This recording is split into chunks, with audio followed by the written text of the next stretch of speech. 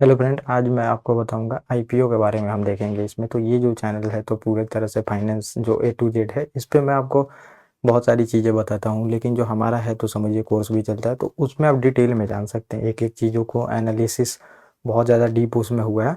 लेकिन इस पे जो है मतलब आपको बेसिक चीज़ें बताता हूँ, और कैसे चीज़ें करनी है आपको ये भी इसमें समझ में आएगी। तो इसमें हम क्या देखेंगे, आईपीओ के बारे में देखेंगे। इनिशियल पब्लिक ऑफर बोलते हैं। तो इसमें आपको पता चलेगा आईपीओ होती क्या है।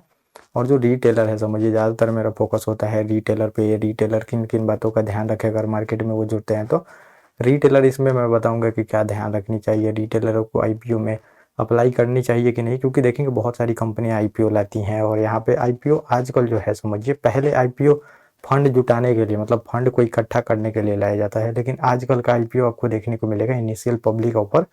तो ये लोगों को चिपकाने का बस जरिया है। अपना माल बेच के वहाँ पे जो कंपनियां होती हैं देखेंगे ओवर वैल्यू करके दिखाती हैं और आईपीओ आपको बेच देती हैं।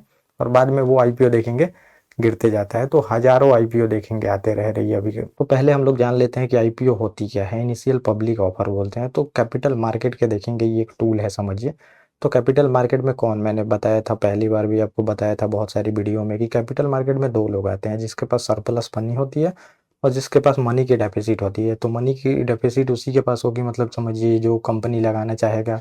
अब ऐसा नहीं है कि उन्हीं के पास डेफिसिट होती है, बहुत सारे लोग ऐसे होते हैं जो कि पहले से ही बहुत कैपिटल रखते हैं। तो वो आते हैं और फिर वो मनी मतलब लगा के कंपनी खोलते हैं। लेकिन मनी देखेंगे सबके पास नहीं होती है। तो देखेंगे कंपनी खोलने का फेज होता है। तो पहले देखेंगे मतलब समझिए कि 5 लोग मिलके कोई कंपनी स्टार्ट करते हैं, और कुछ देखेंगे चीज़ों को। वो एक मतलब कोई भी उनका आइडिया है तो वो कंपनी आइडिया को इकट्ठा करके देखेंगे कंपनी खोलते हैं। कंपनी खोल के काम शुरू करते हैं। फिर देखेंगे वो जाते हैं उनको मतलब, अब कंपनी है धीरे धीरे देखेंगे उनका अच्छा काम कर रही है, उनको और पैसे चाहिए बिजनेस को एक्सपेंड करने के लिए। तो फिर वो क्या है कि मार्केट में जाएंगे।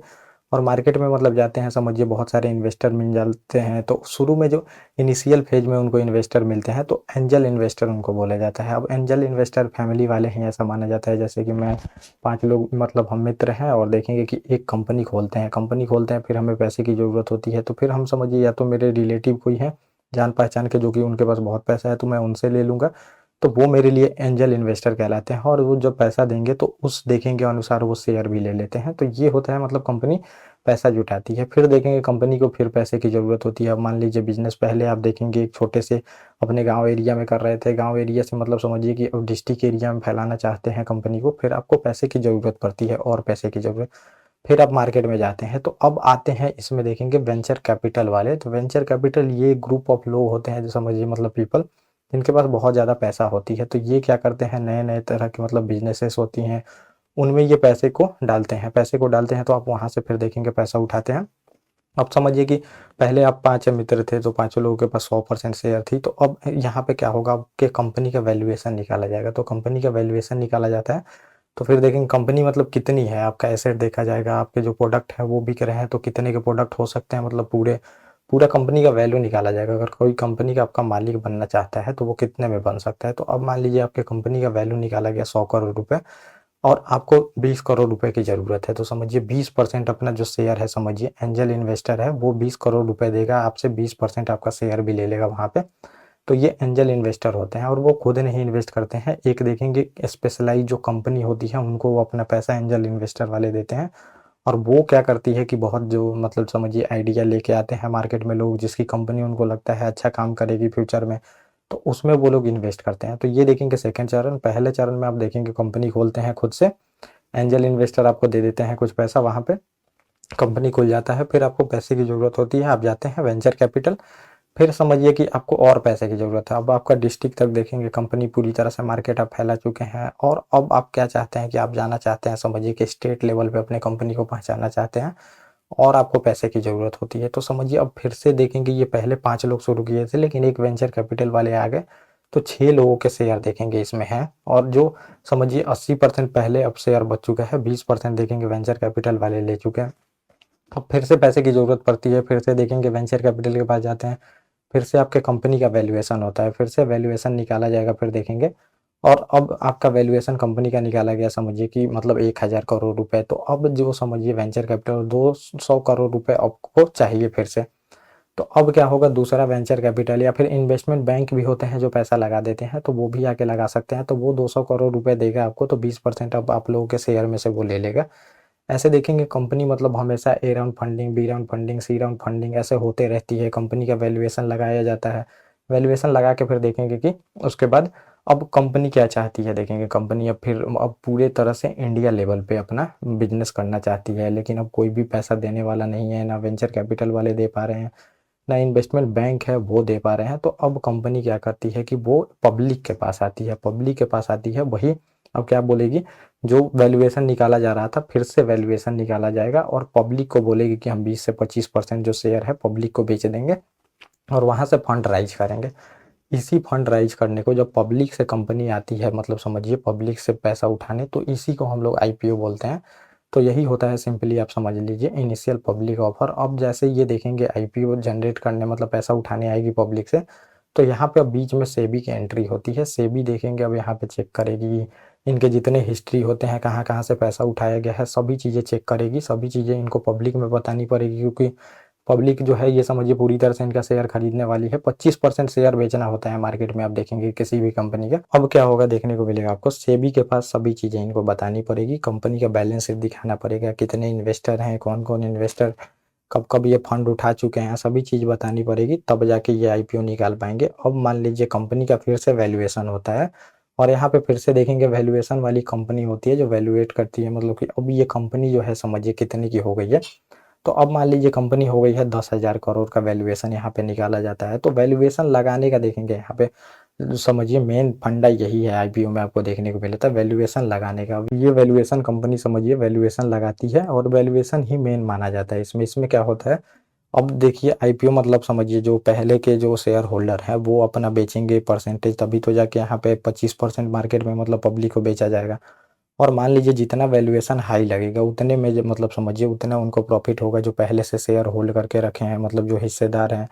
तो यहाँ पे क्या किया जाता है, बहुत ज़्यादा वैल्यूएशन लगाया जाता है। तो बहुत सारी कंपनियों का आप देखेंगे कि शुरू होती हैं 100 करोड़ से, पहुँच जाती है सीधे 1000 करोड़, 1 बिलियन की कंपनी हो गई, 2 बिलियन की कंपनी हो गई, और बाद में देखेंगे कुछ ही दिनों बाद में लॉस मेकिंग कंपनियां बन जाती है। तो आप बहुत सारी कंपनियों को देखे होंगे, नाम भी सुने होंगे, तो मेरा नाम लेना यहाँ पे सही नहीं है। तो वो सीधे देखेंगे शुरू होती हैं 1 बिलियन, 3500 करोड़, 4000 करोड़ की बन जा रही हैं कंपनियां, और फिर देखेंगे तुरंत पता चल रहा है क्या कि ये लॉस मेकिंग कंपनियां हो गई हैं।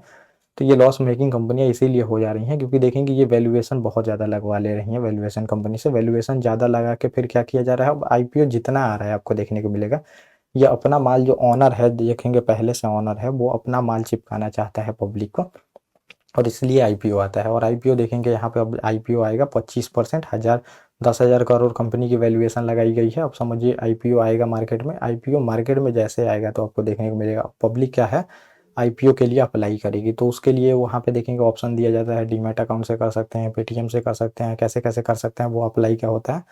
और यहाँ पे जो आईपीओ आती है तो वो लॉट में बेची जाती है। समझिए कंपनी को मान लीजिए 25% अपने शेयर बेचने हैं, 10,000 करोड़ कंपनी का वैल्यूएशन हुआ, तो ये देखेंगे 2500 जो करोड़ है ये कंपनी अपना बेचेगी शेयर 25%, और ये पब्लिक खरीदेगी। तो वो लॉट में डिसाइड होता है कि 200 का लॉट, 400 का लॉट, 600 का लॉट, मतलब 600 शेयर एक साथ में, जो 1000 शेयर है एक साथ में बेचे जाएंगे। फिर वहाँ पे टिक प्राइस सेट किया जाता है कि एक जो शेयर है ये 700 से 800 के बीच में बेचा जाएगा। फिर लोग जो पब्लिक होती है वो अप्लाई करती है वहाँ पे, फिर वो मैनेजर अपने रहते हैं, वो फॉर्म को चेक करते हैं आपके, फिर आप पब्लिक जो होता है मतलब समझिए आप अप्लाई किए, फिर आपको वहाँ पे दो तरीके से शेयर को दिया जाता है। एक तो समझिए कि बहुत ज़्यादा डिमांड आ गया तो रैंडमली ऐसे बांट दिया जाता है, जो पहले लगाया है उसको दे दिया जाएगा, चाहे मतलब ऐसे बांट दिया जाएगा। एक देखेंगे कि समझिए कि मतलब कि उतना जितना इन्होंने सोचा था उतना डिमांड नहीं आता है, तो एक तो कंपनी वहाँ पे कॉल अप कर देती है, अपना शेयर लाती ही नहीं है। जैसे देखेंगे अडानी का हिंडनबर्ग मामले में, देखेंगे हिंडनबर्ग मामले में उनका आने वाला था एफपीओ, तो वो कैंसिल कर देते हैं, वहाँ पे कैंसिल करते हैं क्योंकि उनको पता रहता है डिमांड ज़्यादा नहीं आएगी, क्योंकि शेयर के प्राइस देखेंगे वैसे ही गिर रही थी। और सबसे ज़्यादा यहाँ पे देखेंगे तो आप आईपीओ कब लाया जाता है, आईपीओ उसी टाइम लाया जाता है जब मार्केट हाई चल रहा होता है, ओवर वैल्यू रहता है मार्केट, तो उस टाइम आईपीओ ज़्यादा बेचने का कोशिश किया जाता था। जैसे देखेंगे कोविड के बाद में जो निफ्टी था वो देखेंगे अपने हाई को टच किया था 19,000 वहाँ पे, तो उस टाइम बहुत सारे आईपीओ आपको देखने को मिलेंगे लाए गए थे। लेकिन गिरते मार्केट में देखेंगे कभी कोई आईपीओ नहीं लाता है।